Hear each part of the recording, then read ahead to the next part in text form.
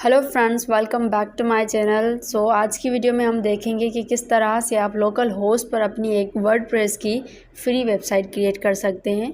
So let's do it. First of all आपने WordPress को download कर देना है गूगल से। wordpress.org से आप उसको डाउनलोड कर सकते हैं। डाउनलोड करने के बाद आपके पास वर्डप्रेस ज़िप फाइल में आपको मिलेगा इस तरह से।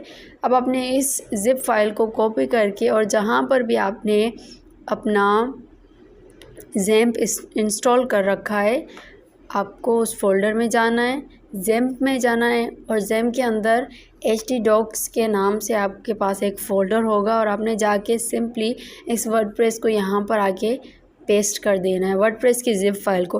अब आप जब भी वर्डप्रेस की कोई भी न्यू वेबसाइट क्रिएट करना चाहेंगे लोकल होस्ट पर, तो आपने हर दफ़ा इस ज़िप फाइल को यहाँ पर एक्सट्रैक्ट करना है और हर दफ़ा आपके पास एक फ़ोल्डर आएगा फाइल्स का। जब इसको एक्सट्रैक्ट करेंगे यहाँ पर, और उस फोल्डर को आपको अपनी वेबसाइट के मुताबिक एक नाम देना होता है। So let's do it.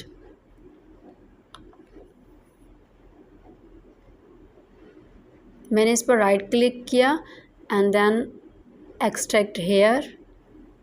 Extract here करने के बाद आपके पास एक वर्डप्रेस नाम का फ़ोल्डर आ जाएगा, जो कि हमारे आप ऐसा समझें कि वो हमारी एक वेबसाइट का फ़ोल्डर होगा। हम वेबसाइट में आगे जो भी क्रिएट करेंगे, जितनी भी हमारी फ़ाइल्स होंगी, वो सारी फ़ाइल्स इमेजेस हमारी उस फ़ोल्डर में होगी। तो देखिए यहाँ पर मेरे पास वर्डप्रेस नाम से एक फ़ोल्डर आ गया है। अब इस फ़ोल्डर को मैं अपने जो भी मैं वेबसाइट बनाना चाहूँगी तो वेबसाइट के हिसाब से उसको रीनेम किया जाता है। फॉर एग्ज़ाम्पल मैं इसको बनाती हूँ माई प्रोजेक्ट।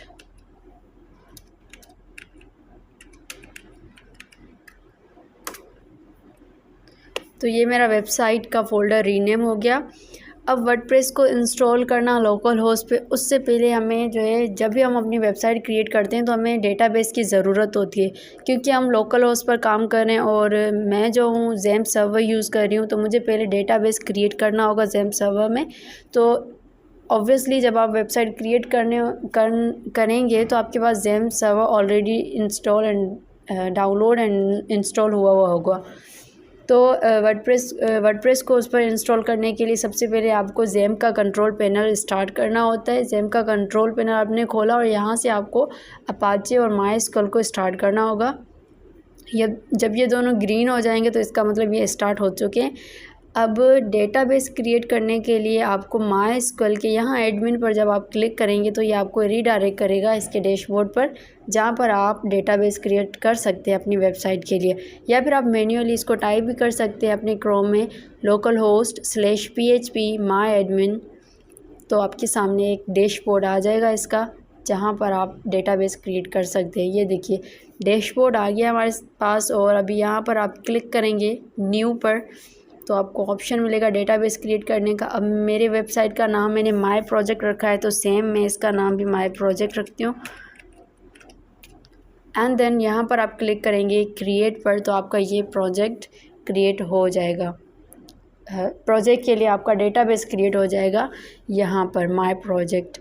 अब मैं अपनी वेबसाइट को बिल्कुल आराम से इंस्टॉल कर सकती हूँ। आप चाहें तो इसको यहाँ से क्लोज़ कर सकते हैं टैब को। अब आपको क्या करना है कि आपने जो भी वेबसाइट का फ़ोल्डर का नाम रखा है आपने, आप उसको यहाँ पर सर्च करेंगे वर्डप्रेस को इंस्टॉल करने के लिए लोकल होस्ट पर।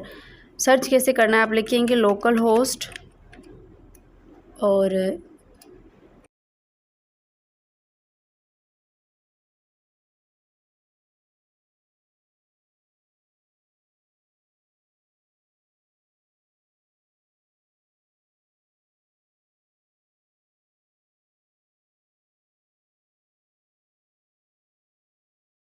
अच्छा जी, तो अब हमारी वेबसाइट हमारे सामने आ गई है, बस इसको इंस्टॉल करना है। तो यहाँ से आप वेबसाइट की लैंग्वेज सेलेक्ट करना चाहेंगे तो मतलब जो भी वेबसाइट की लैंग्वेज आप सेलेक्ट करना चाहते हैं आप उसमें उसको सेलेक्ट करें। मैं यहाँ पर इंग्लिश रख रही हूँ क्योंकि डिफ़ॉल्ट इंग्लिश ही होती है।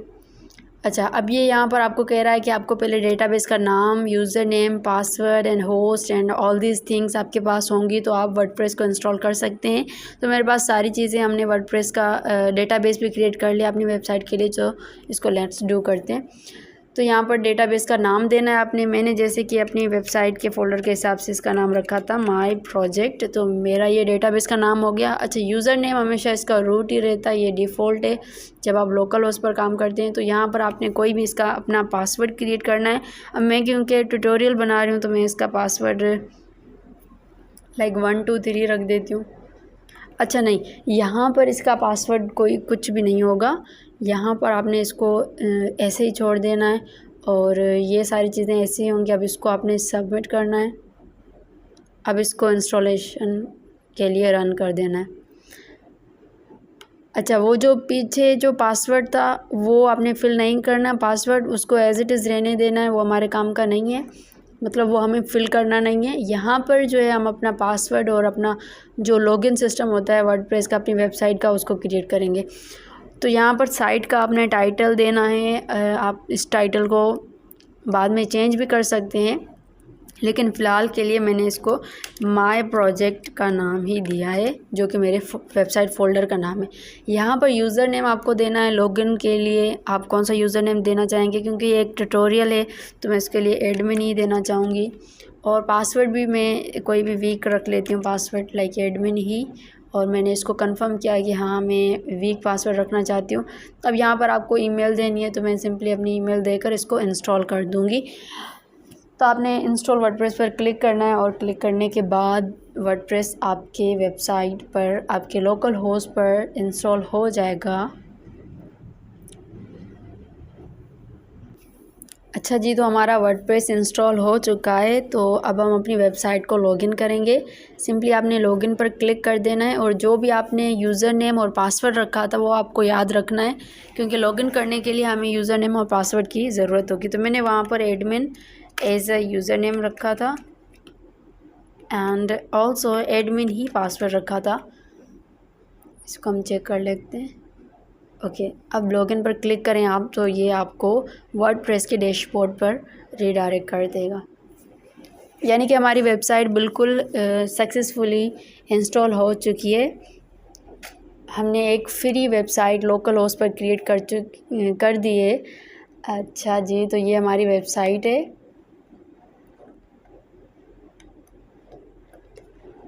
यहाँ पर आप क्लिक करेंगे विजिट साइट पर, तो आपको वेबसाइट का एक लुक नज़र आएगा। ये बिल्कुल एक बेसिक वेबसाइट है। थीम वगैरह सब कुछ हम चेंज कर सकते हैं, कस्टमाइज़ कर सकते हैं इसको अपने तरीके से। जो भी फ़ीचर आप इसमें ऐड करना चाहें प्लगइन्स के थ्रू आप इसमें ऐड कर सकते हैं। इसका हेडर, फुटर, इसकी बॉडी, हर चीज़ आप चेंज कर सकते हैं अपने हिसाब से, जैसे भी आप चाहेंगे। लेकिन फ़िलहाल के लिए ये एक बेसिक वेबसाइट व्यू है, किस तरह से आपकी वेबसाइट नज़र आएगी।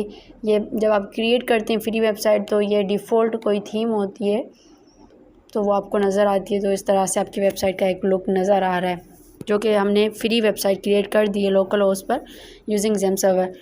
तो गाइज़, अगर आप बिगनर हैं और आप वर्डप्रेस सीखना चाहते हैं तो आप मेरे चैनल को सब्सक्राइब कर दें। And if you like this video so please thumbs up for the video. And आपसे मुलाकात होगी अगली वीडियो में। Till then, bye bye, thank you.